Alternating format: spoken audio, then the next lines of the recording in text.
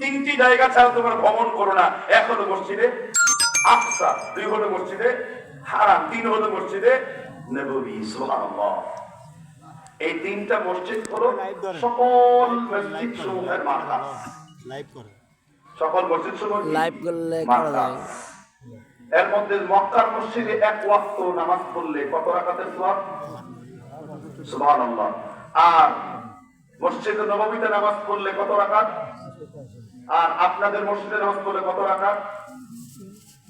হ্যাঁ, মানে এরা মসজিদে যায় না, এর সওয়াব জানে না। নিয়ত তাহলে কিভাবে করে কিন্তু জানেই না। জামে মসজিদে এক ওয়াক্ত নামাজ পড়লে 500 গুণ সওয়াব আল্লাহ তাআলা দিয়ে দেন। জামাতে নামাজ পড়লে 27 গুণ, জামে মসজিদে নামাজ পড়লে কত গুণ? 500 গুণ সওয়াব দিয়ে দেন। সুবহানাল্লাহ। আচ্ছা, মসজিদের ওযু করে যে যান, প্রতি কদমে কদমে কত নেকি লেখা হয় জানান আছে কি?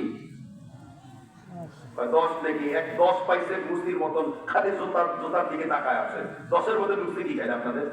10 হলো আল্লাহ তাআলা উপমা দিয়েছেন, কিন্তু 10 থেকে 700 গুণ পর্যন্ত আল্লাহ বৃদ্ধি করে দেন। মুসলিম শরীফের হাদিস 786 নাম্বার, নবীজি বলেছেন, কুল্লু আমালি ইবনে আদম দাআফু হাসানাতু আশরি আমসালিহা ইলা 700 দিফিন। আদম সন্তানের নেক আমল আল্লাহ 10 গুণ থেকে বাড়াতে বাড়াতে 700 গুণ পর্যন্ত বাড়ায়া দেন।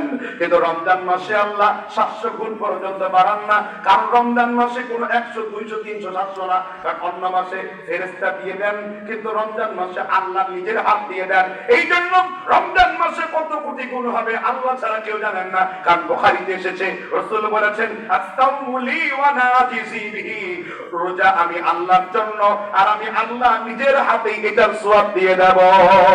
সুবহানাল্লাহ। আপনারা কি বিরক্ত লাগছে? আরো সংক্ষেপ করে দেব?